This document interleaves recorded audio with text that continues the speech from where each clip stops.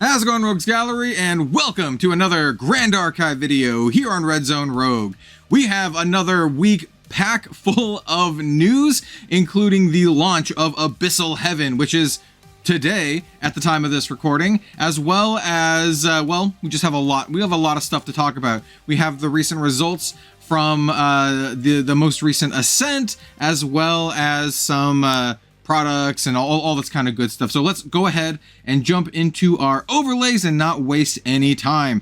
As you can see here, we have, like I mentioned, the release of Abyssal Heaven. The set looks really, really cool. If you are wondering when I'm going to be releasing my booster box and recollection deck reviews and openings, you're going to have to wait for another week or so, because the LGS that I got my stuff from, they're having some like distribution issues, and I've kind of heard that all around from folks in the Rogues Gallery Discord to just kind of like personal anecdotes. The set seems to be having a little bit of distribution problems. Not something that I would blame the Weaves of the Shore team on, just, you know, distro issues. So we'll see what happens, but hopefully I can get my openings and reviews out to y'all in a somewhat timely manner before I head off to Ascent Seattle. And we're going to talk about that in a moment. Actually, you know what? Let's just cut to that. Hey, guess what? The casters have been announced for Ascent Seattle, and look, it's me. Look at that guy. That guy's me with a little bit shorter hair. So yes, I'm going to be one of the casters for Ascent Seattle alongside Main Deck Dan and Valkyrie, and I'm really, really stoked. These are some great co-hosts to have, and I'm just really, really excited to get back into the casting booth here with Grand Archive. The last time I did it was Worlds last year. I'm still hoping to run back some more Grand Archive events this year, starting off with Seattle. So really looking forward to it. So yeah, if you're at the event, by the way, stop by and say hi. Yeah, cool. All right, so let's go ahead and we'll show this off. We'll show this off in just a moment. So we have Abyssal Heaven, and we have the release notes. And I'm not going to go over all the release notes here. It's kind of some pretty dry stuff, to be honest, but if you would like to read the release notes, this is on the official Grand Archive website. And the TLDR for this is that they're updating some word nomenclature, I guess you could say, to make things a little bit more consistent going forward into the future. So these are like errata, sort of, but it's just kind of like they're updating some words. So mortal is becoming immortality. There's a lot of this kind of stuff, like plus X life to plus X heart. So it just kind of like replaces life with the symbol. Immortal to mortality, wolves to wolf objects, which is interesting. And you see this, you're going to see this a lot. So we have slimes to slime objects. This one is an ally token. This one is an ally token. Unit is going to become an object. I like the word object over unit. It makes a lot more sense. And yeah, it's just kind of like some nomenclature like that. There's also some rulings for some of the new cards that are coming out. Well, once again, I'm not going to go over all of these. This is something that you could just kind of peruse in your own time to make sure you kind of understand what things are doing. But yeah, that's pretty cool. I love how they do this, by the way, just to like kind of make sure everything's like 100% clear.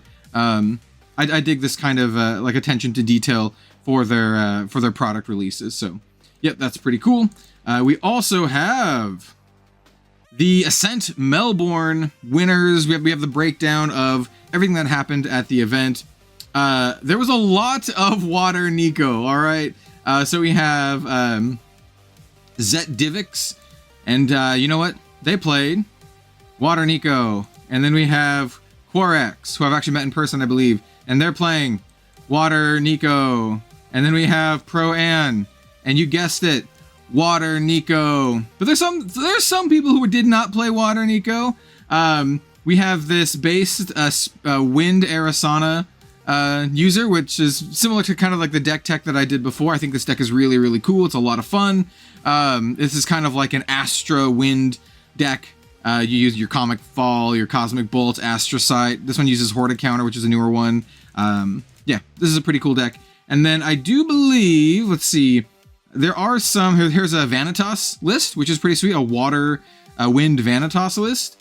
And then where's my Tristan? Yeah. So this is a water Tristan player, which is really cool. This is kind of like an allies sort of deck right? We have stuff like Gildus, Lurking Assailant, Sable Remnant, Saudi. It does use Slice and Dice. I actually really like this deck. Quasi Trapper, Drifting Rogue, and then you're kind of like Water Suite of like some counter spells and all that kind of good stuff. Uses Lunette, Snow Fairy. I like this deck quite a bit. So this one did make it into the top 8, which is pretty cool. So yeah, we're not gonna break down all of the stuff, but the flavor of the month is the Water Nico. We saw a lot of the Water Nico here. All right, now we have some championship card reveals, and yeah, these just look amazing. These look so good. So here we have this is the Abyssal Heaven Store Championship prize card for Enrage. Absolutely beautiful artwork here. We have Mandate of Honor. This is a regional prize card. Once again, absolutely beautiful artwork. Grand Archive continues to knock it out of the park in the artwork department. Journey's Beginning. This is silver rank reward for the competitive season. Once again, beautiful artwork. I love this one. This is a Dissuading Halt. This is the gold rank reward. Absolutely gorgeous. We have Acolyte of Cultivation, the platinum rank reward. I'm just going to keep zooming in on all these because I've just been doing it. And then we have the top 100 rank reward, which is the same as the platinum, but this one is the CSR version. Beautiful. Now let's talk about Scepter of Lumina. Scepter of Lumina has been announced by Silidar, the main, the lead dev for Grand Archive. This is getting nerfed, right? So this is a Proxia's Vault card. And this is a card that you can freely print out and play at your leisure. It is a Proxia's Vault card, and as such, they're able to kind of tweak it. And so this is what the new version is going to be. As you can see, you no longer draw 2 cards from that level 3+. There's no longer the alternate activation. It's just kind of like slightly worse in a lot of regards. And they kind of felt like this card was kind of doing too much. And with the prevalence of water, I can kind of see what they're thinking here. So let me know what you think. Everyone thinks of the Scepter of Lumina nerfs in the comment section down below. I'm kind of for them, but yeah. This also means that you'll have to update your Proxia's Vault versions, and there's likely going to be an updated version of this in the future as well. We also have the reveal of what the new Recollection Deck Lite versions are. So these are essentially the reprints of the Sylvie and the Tristan Recollection decks. They're super cute. Look at these. They look so good. God, the Recollection decks are such a good product. And this is basically the same thing, but without all the bells and whistles. So it just comes with the cards, right? It doesn't come with the play mat and like the really nice storage box, though. I don't know. These storage boxes could also be really nice, just smaller. I'm interested in checking these out and doing a review of the light versions as well. So just to kind of update everyone as to my thoughts on this type of product. I'm not sure what the MSRP on these are yet, but I think these are really cool, and they're gonna make it so people can get their hands on these pretty requested cards, which is great.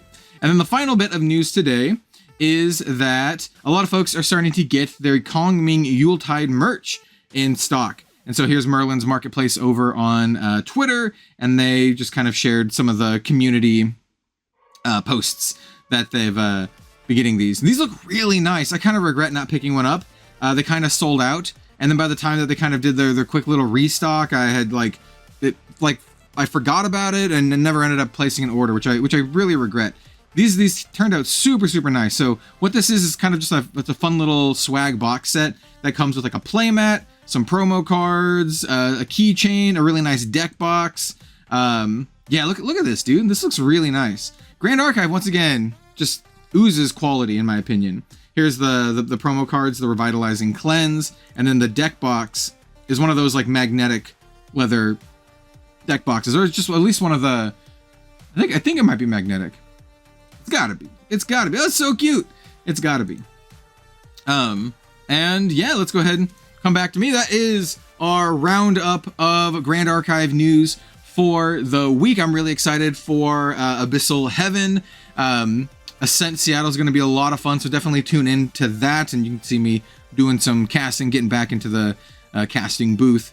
Yeah, we're going to have a lot of Abyssal Heaven content coming up in the next couple weeks. We're going to be doing our box opening, and then our recollection deck opening and review, as well as maybe some preliminary decks and maybe even some gameplay. Let me know if you'd like to see some gameplay.